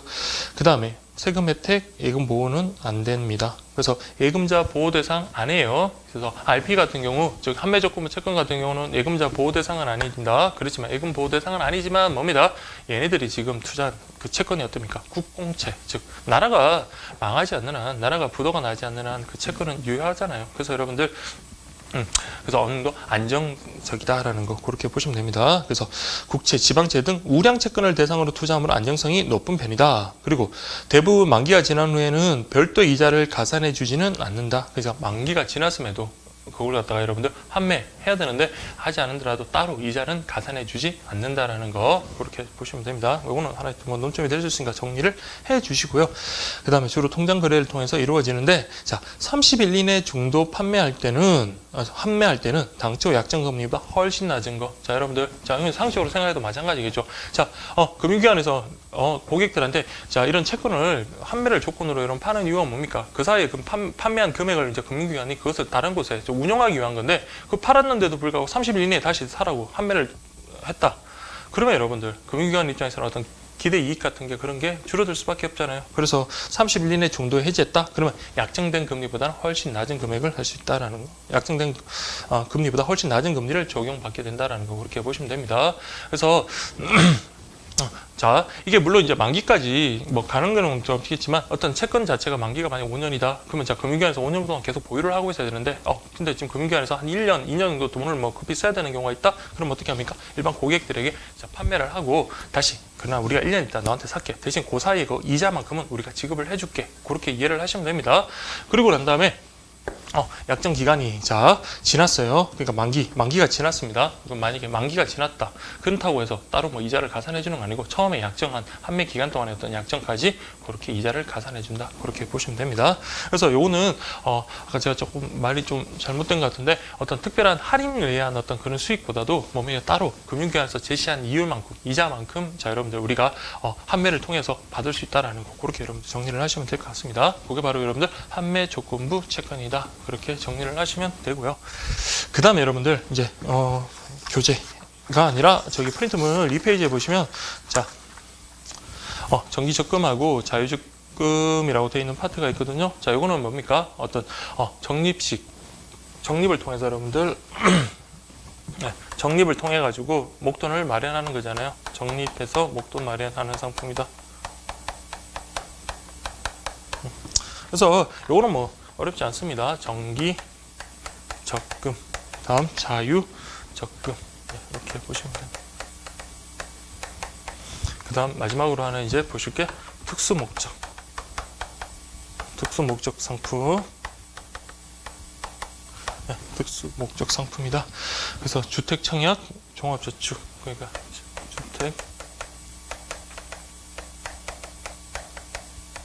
청약 종합 저축이다라고 그렇게 보시면 될 것 같아요. 그래서 여러분들 정기적금은 여러분들 너무나 잘 아시는 거잖아요. 매달 일정한 기간 동안 일정 금액을 납입해서 약정된 기간이 끝나면 그 목돈 되는 있잖아요. 약정된 금액 그리고 이자까지 다 챙기는 그게 바로 여러분 정기적금이다. 그래서 매월 일정 금액을 정기적으로 납입하고 만기 후에는 원리금을 지급하는 내금이다. 그래서 푼돈 모아 목돈 마련에 적합한 가장 보편적인 장기 금융상품이다. 그래서 필요할 때 역시 마찬가지 어떤 적금을 담보로 아까 우리 정기예금과 마찬가지로 자 적금 같은 경우도 미리 납입된 그 적립액이 있잖아요. 그것을 담보로 해서 몇 퍼센트? 95%까지 담보 대출 가능하다는 거. 그리고 모든 금융기관에서 여러분 다 다루고 있네요. 네, 그렇게 보시면 되고 보통 6개월 이상에서 5년 정도 그렇게 가입기간, 예치기간을 잡고 있다. 그렇게 보시면 되겠습니다. 그 다음 세금 혜택이 역시 일반과세, 비과세, 종합저축 중에 뭐 선택이 가능하고 다음 예금 보호도 가능하다라는 거 그렇게 보시면 되고 다만 참고사항 한번 보시면 자 만기 후에는 적용금리가 가입 당시 또는 만기일 당시의 약정 이율의 2분의 1 이하로 낮아지는데 유의하자라고 되어 있는데 이거는 크게 뭐 의미가 있는 것은 아닙니다. 자, 제가 만약 5년 약정을 해서 정기 적금을 했는데 5년이 끝났어요. 끝났다 하더라도 여러분들 자, 이 예금주가 그 끝난 다음에 여러분들 예금을 청구를 해야지만이 이쪽 그 금융기관에서는 그때 돈을 지급을 합니다. 그리고 돈을 지급하되 그때 청구를 했음에도 불구하고 돈을 안 줬다. 그럼 그때 바로 뭐가 되는 겁니까? 채무 불이행이 됩니다. 그래서 손해배상 청구했던 대상이 되거든요. 근데 약정 기한이 끝났다. 돈을 내가 안 찾고 그냥 깜빡 잊고 있었다. 아니면 일부러 귀찮으니까 내버려뒀다. 그렇다 하더라도 청구가 없었기 때문에 금융기관은 어떤 그 금액을 지급하지 않은 데 대한 어떤 채무 불이행이 되지는 않거든요. 근데 지금 보시면 자 약정된 기한이 끝났는데 자 그대로 내치를 했어요. 그러면 아무래도 일반 우리 보통 예금이나 이런 것보다도 정기적금은 훨씬 더 이율이 높거든요. 그러면 얘는 그 돈을 그대로 예치를 하면 자 기존에 받고 있던 약정했던 그 이율로 적용을 받으면서 계속 돈이 이자가 쌓일까요? 그건 당연히 아니겠죠. 그거는 처음에 약정했던 그 만기 끝난 이후에는 처음에 약정했던 그 이율이 적용되는 게 아니라 우리 처음 적용됐던 아니면 그 만기 시 적용됐던 그 이율보다는 2분의 1 이하로 훨씬 낮아진다. 그러니까 여러분들 자 이런 경우 어때요? 계약 기간이 만료됐다. 그럼 여러분들 그 돈을 찾아다가 뭐 다른 정기예금이라든지 이런 쪽에 따로 또 투자를 하는 게 훨씬 더 고객 입장에서는 유리하겠죠. 그래서 여러분들 그 말이니까 그렇게 가볍게 뭐 어렵게 생각하지 마시고 가볍게 보시면 됩니다. 역시 마찬가지 만기 전에 해지하면 약정률 보다 더 낮을 거다. 그건 뭐 당연한 거고. 근데 자유적금은 또 역시 마찬가지 비교를 한번 해볼게요. 우리 보통 예금하고 저축예금, 그 다음에 정기예금, 저축예탁금 이거 두 개 뭐 각각 특징들 좀 비교를 했듯이 정기적금과 자유적금. 그러니까 여러분들 큰 논점이 될 만한 거는 얘네들이래요. 이렇게 보시면 됩니다. 자유적금. 자, 이거는 정기, 일정한 기한 내에 일정 금액을 갖다 적립하는 거면 자유입니다. 그래서 보시면, 정기적금과 달리 가입자가 자금 여유가 있을 때 금액이나 입금 횟수에 제한 없이 그냥 입금할 수 있는 적립식 상품이다. 그러나 자금과 금리 리스크 때문에 입금 금액을 제한해서 운영하는 것이 일반적이다라는 거 그렇게 보시면 되겠습니다. 네, 그렇게 보시면 되고요. 다만, 여러분들, 자유적금의 맹점은 뭡니까? 이거 편법이 동원될 수 있겠죠. 그렇죠. 만약에 자 약정된 기간이 자 3년이다라고 이렇게 됐을 때 1년, 2년, 3년. 자, 이게 만기입니다. 3년이 만기다. 그러면 여러분들 갖다도 어떻습니까? 이게 돈을 갖다가 마음대로 우리가 입금을 할 수가 있고, 그 다음에 가입 기간 횟수에 제한이 가입 횟수에 제한이 없이 막 입금을 할 수가 있으면, 자, 미리 여기 돈을 넣어가지고 3년 동안 기다려가지고 찾지 않고 그렇게 두는 것보다 어떻습니까? 만기 가까워져서, 만기에 가까워질 때 어때요? 많은 돈을 입금하면 처음에 우리 약정했던 그 금액의 이율이 있잖아요. 그만큼의 예치 기간이 짧음에도 불구하고 받을 수가 있는 그런 장점이 있잖아요. 그럼 금융기관에서는 그냥 앉아서 그냥 손해를 보는 게 되는 거잖아요. 그래서 이런 것을, 자, 이런 폐해를 방지하기 위해서 일정한 제한이 있습니다. 그럼 첫 번째 뭐가 있다? 자, 저축 한도와 관련해서 월별 한도, 즉 한 달에, 자, 1천만 원 정도의 제한이 있다. 한 달에 1천만 원 정도의 제한이 있다라는 거 먼저 하나 체크를 하시고, 그러니까 가입기간이 다가왔다도 여기서 갑자기 뭐 한 1억, 2억 그렇게 저축할 수는 없는 겁니다. 그래서 매달 1천만 원 정도의 어떤 제한이 있다라는 거. 그게 꼭 정해지는 건 아니고 상품에 따라, 그리고 금융기관의 사정에 따라 다를 수밖에 없겠죠. 그래서 여러분들 월별 1천만 원 정도의 제한이 있다라는 거 보시고, 두 번째는 여러분들 중요한 게, 자, 일정 기간이 경과한 후에 입금 한도, 즉 계약 기간의 3분의 2가 경과된 다음에, 자, 기적립액, 즉 미리 이미 적립되어 있던 금액의 2분의 1 이내에서만 입금이 가능하다라는 거, 그렇게 보시면 되겠습니다. 그래서 이거는 공정한 어떤 분배의 적금, 그걸 유도하기 위한 겁니다. 그래서 여러분들 보시면, 자, 여기서 제가 2년 동안 제가 1억 원을, 자, 매달 정기적으로 그렇게 넣은 건 아니지만, 돈이 많을 때는 한 500만 원, 300만 원, 이런 식으로, 돈이 적을 때는 한 20만 원, 30만 원 이렇게 입금을 해가지고 어쨌든 2년이 지난 다음에 1억이 적립이 되어 있습니다. 그러면 이제 남은 기간 1년 동안에 어떻게 해요? 기적립액, 이미 적립되어 있던 금액의 어때요? 2분의 1입니다. 2분의 1만큼만 할 수 있다. 자, 요게 아까 말한 대로 그런 편법을 방지하는 가장 좋은 수단이죠. 그래서, 자, 여기 한 300만 원 해서 한 1000만 원 정도 입금했다가 여기 갑자기 한 1억, 한 9천만 원 이렇게 한 다음에 나중에 처음에 약정됐던 이율만큼 높은 이율을 갖다 받으면 금융기관에서는 손해고, 이 가입자에서는 그냥 부당이득 은 아니지만, 그래도 어쨌든 간에 편법을 통해서 그냥 쉽게 이익을 얻는 게 되는 거잖아요. 그래서 여러분들, 요게 뭡니까? 3분의 2 기간이 경과한 다음에 기적립 금액의 2분의 1 정도만, 2분의 1 이내로 그렇게 합니다. 그럼 2분의 1이니까 이미 적립된 1억 원이니까 5천만 원이면 저축할 수 있다라는 거, 그렇게 좀 봐두시면 되겠습니다. 그렇게 봐두시고요.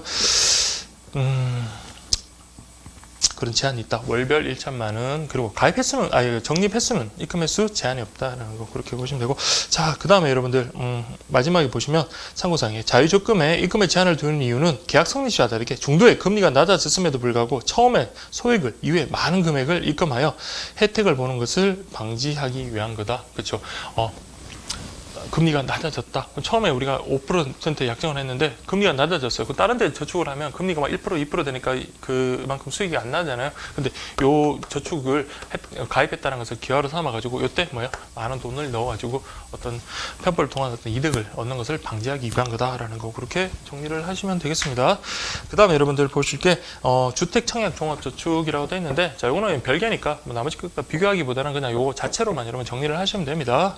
주택 청약 종합 저축이라는 거 여러분들 다달이 일정 금액을 여러분들 납입하고 난 다음에 그게 이제 나중에 되면 우리 주택 청약 갈 수 있는 어떤 자격을 주는 거잖아요. 그래서 보시면 매월 약정일에 일정 회차에 납입을 하면 국민주택 등 공공주택의 청약이 가능한 청약저축의 성격을 기본으로 하면서 지역별 예치금 이상의 금액이 납입되면 민영주택의 청약이 가능한 청약예금, 그리고 부금, 이런 성격을 동시에 지니고 있는 거다라는 거, 그렇게 어려운 건 아닐 겁니다.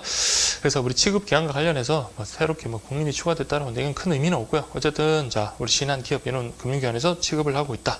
특히 이제 중요한 건 여러분 가입. 그러면 주택 청약 종합저축 누가 가입할 수 있을까? 자, 무주택 세대주여야 하나? 아니면 연령이 일정한 제한이 있나? 자, 그 중요합니다. 제한이 없습니다. 그래서 여러분들 무주택 세대주인지 아니면 연령이 어떠한지 그런 것엔 관계없이, 자, 1인 1계좌만 가입이 가능하다라는 거, 그것만 좀 체크를 하시면 됩니다. 그래서 우리가 보통 이제 어린 자녀들 위해서 나중에 그냥 여러분들 주택 청약 종합저축 하나 부여해도 됩니다. 그다음 아무리 집이 많이 있더라도 그건 상관이 없어요. 그래서 무주택 세대주냐 아니면 연령이 어떠냐 그런 것은 상관없이 주택 청약 종합저축에 가입을 할 수 있고, 다만 이 경우에는 뭐다? 금융기관 통틀어서 모든 계좌에 하나만 내라라는 겁니다. 그러니까 이런 경우는 여러분들 금융기관마다 치열한 경쟁이 되겠죠. 그래서 신한은행에서 제가 만약에 이걸 가입을 해가지고 주택 청약 종합저축을 들었다. 그러면 여러분들 다른 쪽에서는 못 드는 겁니다. 그래서 우리 아까 봤던 요거와 비슷하게 모든 계좌에 걸쳐서 하나만 가입 가능한 게 뭐가 있었습니까? 가계, 당좌, 예금. 이런 식으로 두 개 딱 구분하셔가지고 시험에 모든 계좌에 걸쳐서 하나만 가입할 수 있는 거 가계, 당좌, 예금, 종합저축 이런 식으로 비교를 하면서 여러분들 정리를 하시면 될 것 같아요. 예, 그렇게 보시면 전 금융기관에 걸쳐가지고 1인 1계좌고 명칭도 상관없어요. 뭐 주택 청약 종합저축이나 청약예금이나 청약부금이나 청약저축 같은 거 이런 거 명칭이 좀 다르더라도 어쨌든 요거는 뭐다? 그 중에서 하나만 들 수 있다라는 거 그렇게 보시면 되고요. 가입한 날로부터 우리가 이제 주택 입주자로 선정되는 그때까지 이제 가입할 수 있는 게 주택 청약 종합저축이다. 그렇게 보시면 되고요. 적립 방법은 어떻다? 매월 2만 원 이상, 그다음 50만 원 범위네요. 범위만 좀 체크를 할게요. 그래서 2만 원 이상 50만 원. 그래서 여러분들 이게 하나의 적금으로서, 즉 부금으로서 성격도 가지는 거잖아요. 그래서 여러분들 2만 원 이상 50만 원 범위 내에서 그렇게 5천 원 단위로 매월 자유롭게 불입할 수 있다라는 거, 매월 자유불입 그렇게 보시면 되겠습니다. 그래서 예금 보호도 됩니다. 다만 이거는 어떤 예금자 보호법이 아니라 국민주택기금 거기서 이제 별도로 관리하고 있다라는 거 그렇게 정리를 하시면 되고요. 그다음 마지막으로 보시면 소득공제라는 말이 있는데, 소득공제, 요거 이제 명칭이 이제 세액공제로 다 바뀌었습니다. 그래서 교재마다 그 우정본에서 나온 교재도 보면 소득공제라고 돼 있는 것도 있고 세액공제 서로 막 섞였어요. 근데 여러분들 그냥 소득공제, 세액공제 같은 말이다 그렇게 보시면 됩니다.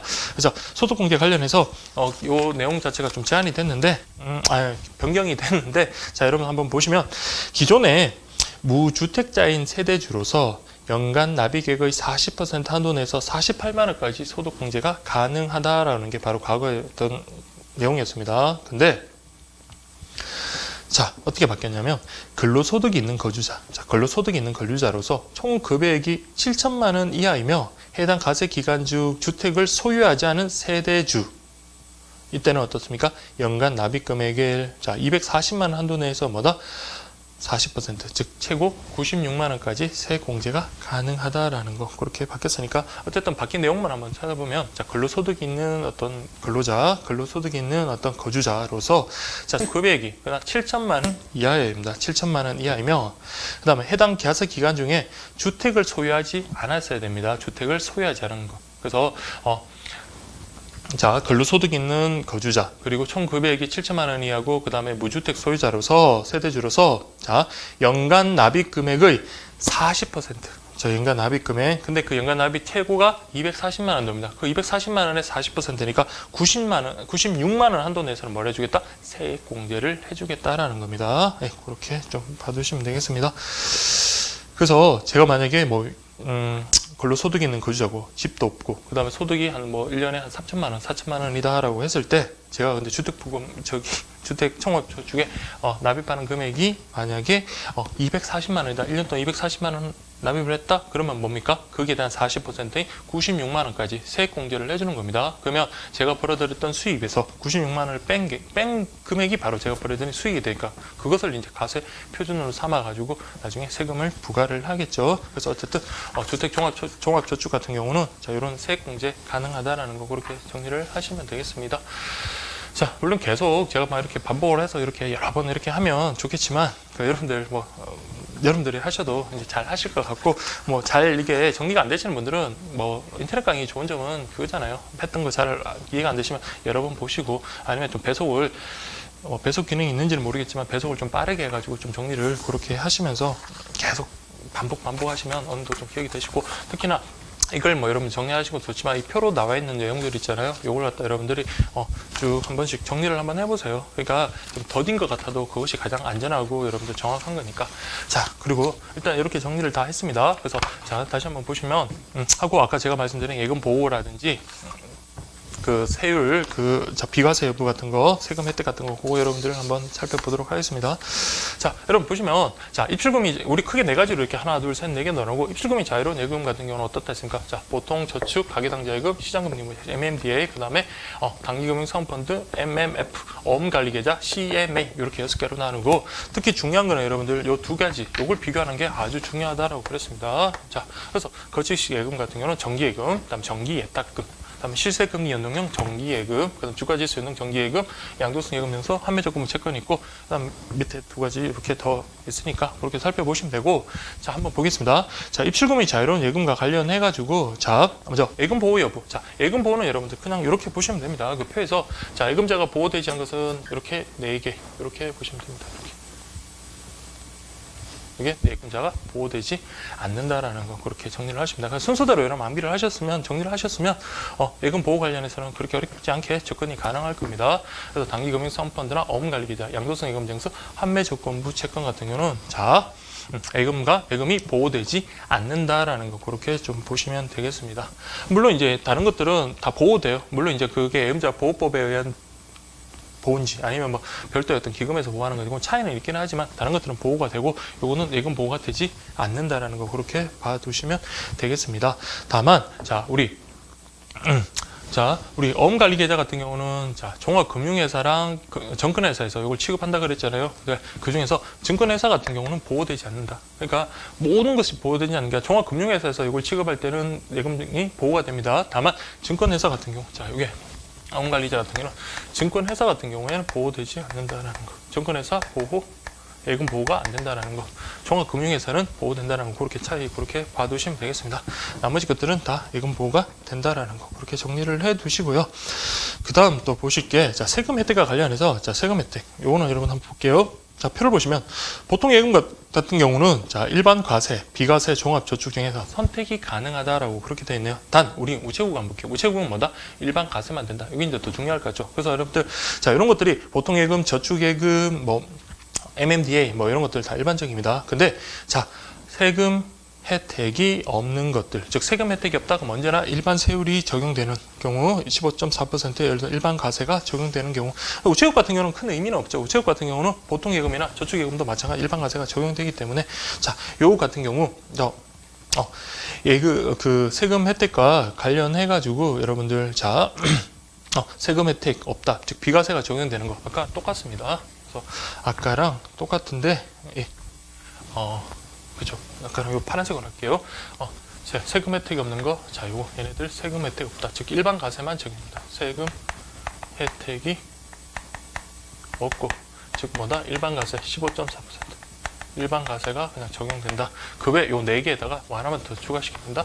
예, 가계당좌예금까지 이렇게 5가지 그렇게 보시면 됩니다. 우체국 같은 경우는 얘네들도 마찬가지 일반 과세가 적용 다 되는데 그래도 어쨌든 간에 여러분들 일반적인 금융기관으로서 구분했을 때, 자, 세금 혜택이 없는 것들, 이렇게 5가지 정리를 해 두시면 되겠습니다. 그렇게 정리를 해 두시고요. 그 다음 여러분들 이제 보셔야 될 게, 그 취급 기간과 관련해서 다시 한번 정리하도록 하겠습니다. 보통 예금 같은 경우, 자, 뭐, 제한도 없고, 저축 예금 제한이 없고, 다만, 과계당좌 예금 같은 경우는 only 은행이다라고 그랬고, 시장금리 수시 입주금식 예금은 은행뿐만 아니라 우측도 가능하다라는 게 중요했습니다. 단기금융 상품펀드는 운용회사가 한국자산 운용회사이고, 판매회사는 뭐, 은행이라든지 은행이라든지 보험사, 증권사 그렇게 되고, 어음관리계좌 같은 경우는 종합금융회사와 증권회사 그렇게 구분이 됐거든요. 특히 온리 은행만 되는 것들 그렇게 좀 정리를 하시고, 특히나 이제 정기예탁금 같은 경우 아까 취급기한이 새마을금고라든지 상호금융이라든지 뭐 새마을금고, 신용협동조합 같은 그런 제한이 있었잖아요. 그렇게 좀 봐두시고, 그럼 여러분들 우체국이 자 다루는 것들 한번 정리를 해보겠습니다. 우체국이 다루는 것들, 자 보통예금, 저축예금, 그 다음 아까 그때 은행과 같이 시장 수시 입출금식 요 3개가 바로 우체국이 다루는 상품이겠네요. 예, 그렇게 좀 봐두시고, 그 다음에 여러분 정기예금 당연히 되겠죠. 정기예금 되고, 그 다음에 여러분들 자 정기예금 정기예금 당연히 될 거고, 그 다음에 여러분들, 자, 요것들은 안 된다라고 했습니다. 안 되고, 다만 이제 뭐다? 판매조건부 채권 같은 경우는 우체국에서 다룬다. 그래서 보통예금, 저축예금, 시장수취, 중개예금, 판매조건부 채권, 정기예금, 그리고 정기적금, 그렇죠? 정기적금도 당연히 다룰 수 있겠죠. 그 다음에 예, 자유적금도 마찬가지고, 예, 이렇게 보시면 됩니다. 그래서 빨간색으로 동그라미 해놓은 거는 우체국이 다루는 겁니다. 그래서 여러분들 보통예금, 저축예금, 시장금리, 수취bil금, MMDA라고 할게요. MMDA, 그리고 판매조건부 채권, 요것만 좀 잘 구분하시면 돼요. 거의 양도성 예금 등수나 판매조건부 채권 같은 경우 여러분들 거의 막 그 공통점이 많았잖아요. 예금자 보호도 안 돼. 그 다음에 거치식 예금으로서 단기 상품이다라는 그런 공통점이 있었던 것에 반해서 우체국에서는 판매조건부 채권만 다룬다라는 거, 그렇게 정리를 하시면 되겠습니다. 네, 그래서 뭐 세금 혜택이라든지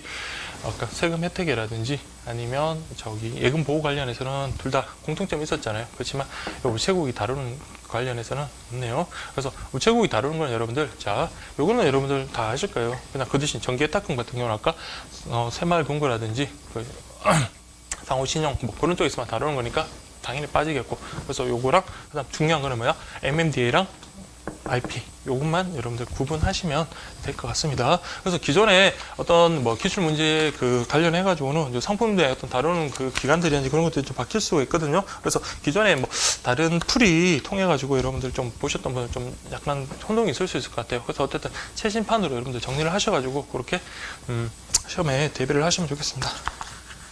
그래서 자, 이게 좀 진도 때문에 좀 큰일 나긴 했는데, 자, 그래도 어쨌든 뭐 처음 이제 하는 거니까 여러분들 좀 이렇게 좀 정리를 한 번에 하시는 방법 이렇게 좀 소개를 해 드린 거거든요. 그래서 여러분들이 여러분 나름대로 방법대로 정리를 하시는 게 가장 물론 좋겠고, 뭐 다른 뭐 방법을 좀 찾기 힘드신 분은 뭐 제가 좀 정리하신 방법으로 그렇게 정리를 해서 뭐 시험에 좀 대비하시면 도움이 될 것 같습니다. 예. 그렇게 될 거고요.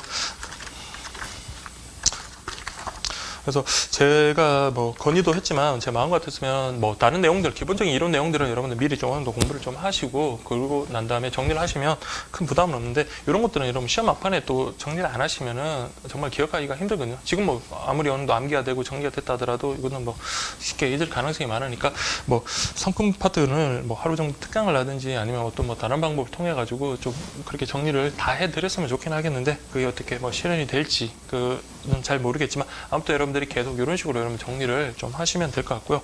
그 다음 파트가 여러분들 전자금융 파트고, 그 다음에 여러분들 저쪽에 챕터 5가 있거든요. 챕터 5 같은 경우는 자, 우체국 예금 상품 그 이제 관련해서 내용이 나옵니다. 그래서 우리가 공부했던 요 기본 틀을 바탕으로 이제 우체국에서 다루는 어떤 예금 상품에 대해서 그렇게 공부하시는데, 자, 요거는 여러분들, 자, 제가 다음 시간에 그때 정리할 때 여러분들 그 교환 자료를 올라온 거, 그거 여러분들 또 역시 마찬가지로 요걸 갖다가 가져다가 같이 보시면서 조금 병행을 하시면 될 거예요. 근데 그때는 요것만 물론 부족하고 어떤 우리가 보시는 기본 교재까지 같이 그렇게 병행해서 그렇게 보시는 게 좋을 것 같습니다.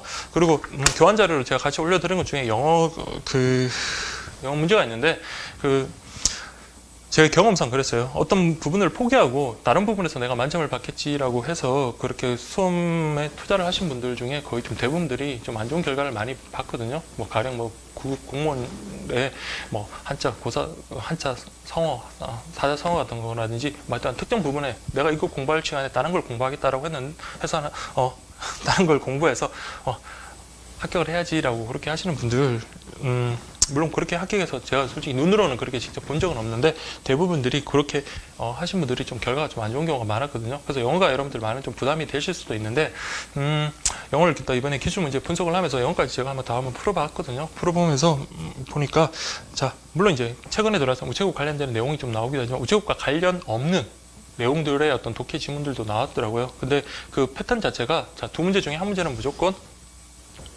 자, 내용이 일치하는지, 그러니까 다음 중 지문의 내용과 일치하는 것, 일치하지 않는 것, 그거 찾는 문제더라고요. 그래서 여러분들 올려드렸던 게 제가 작업한 건 아니지만, 저 고등학교 1학년, 2학년 한 4년치, 5년치 정도였던 최근 모의고사 중에서, 자, 내용 일치, 불일치 그 유형 파트만 여러분들 모아놓은 거거든요. 그래서 뭐 다른 시중의 문제보다도 일단 모의고사니까 여러분들 어떤 좀 좋을 거 아닙니까? 그래도 믿음이 가는 거고, 그리고 수능까지는 아니래도 그 정도면 여러분들 좀 난이도를 비교, 제가 뭐 다 체크를 해본 건 아니지만 한 몇 문제 정도 보니까 이 정도 난이도 정도면 여러분들이 이걸 완벽하게 풀고 안 풀고의 그런 문제가 아니라, 공부를 하다 이런 내용 일치 불일치 유형을 풀다 보면, 자, 제가 독해를 완벽하게 안 하더라도 어느 정도 그 요령이라는 게 생기거든요. 요령이라는 게 생기니까 그걸 갖다 이렇게 여러분들 뭐 많은 시간을 투자해 가지고 그렇게 하기 그렇고, 하루에 한 뭐 3개, 4개 뭐 사람 그 우리 수험생분들의 어떤 상황 그 지금 처한 상황이라든지 아니면 어떤 능력에 따라서 그렇게 좀 패턴을 갖다가 하루에 꾸준하게 한 2-3문제, 아니면 적으면 하루에 한 문제도 괜찮아요. 그런 식으로 좀 감을 익히는 방향으로 해서 그 영어 2문제 중에 한 문제는 어느 정도 그렇게 보면 그게 이제 독해 연습이 되고, 그러다 보면 뭐 관련돼서 나오는 단어라든지 어떤 뭐 문법까지는 필요가 없습니다. 그냥 그런 것들, 단어라든지 그런 뭐 수거라든지 그런 것들 갖다가 확인하다가 다른 한 문제까지 그렇게 좀 건질 수 있으면 하는 바람에서 그렇게 올려드린 거니까, 그게 뒤에도 뭐 해설도 나와 있고 해석도 나와 있고 하는 거니까, 그래서 여러분들이 그걸 좀 활용을 해 주셨으면 좋겠고요. 아무튼 자, 여러분들 일단 오늘 금융상품 파트 수업은 여기서 마치도록 하겠고, 그리고 아무튼 뭐 계속 꾸준하게 지금 처음 마음먹었던 대로 그렇게 좀 하시면 좋겠고, 지금 저 강의가 좀 많이 늦은 것에 대해서 좀 제가 좀 죄송하게 생각을 합니다. 죄송하게 생각을 하는데, 뭐 하나하나 뭐 제가 뭐 제 상황을 갖다 설명을 드리면서 뭐 양해를 구할 수는 없고, 근데 아무튼 여러분들 일단 제일 급한 것 중에 하나가 여러분들 교재 문제집 작업이잖아요. 지금 이제 막판에 이제 거의 마지막 이제 보험 상품 쪽에 지금 작업을 하고 있긴 한데, 그게 이제 처음에 이제 욕심을 좀 부리다 보니까 그 내용이 좀 많아졌다라고 하기엔 좀 그렇지만, 어쨌든 좀 내용 자체가 좀 그 모의고사랑 진도별 모의고사랑 그 기출이랑 뭐 지문 정리랑 그 객관식 문제랑 이렇게 하다 보니까 좀 내용이 좀 많아지고 좀 딜레이 되는 그런 경향이 없지 않아 있는데, 그건 여러분들 좀 양해를 해주시고, 그래서 여러분들 그 작업이 끝나는 대로 여러분들 그 게시판에 올려주시는 질문들 뭐 제가 능력껏 한번 그렇게 답변을 해드리고, 그 다음에 요 강의도 최대한 빨리 마무리 그렇게 지을 수 있도록 하겠습니다. 근데 뭐 어쨌든 제 생각으로 그냥 빠르게 그렇게 진행하는 것보다는 그래도 좀 하나라도 꼼꼼하게 그렇게 고르게 좀 설명을 해드리고 하는 게 여러분들 수험생 입장에서도 좀 도움이 될 것 같아서, 그래서 오늘도 좀 어느 정도 좀 차근차근히 그렇게 설명을 했거든요. 그래서 여러분들이 좀 그건 좀 양해를 좀 해주시면 고맙겠습니다. 아무튼 여러분들 수고하셨습니다.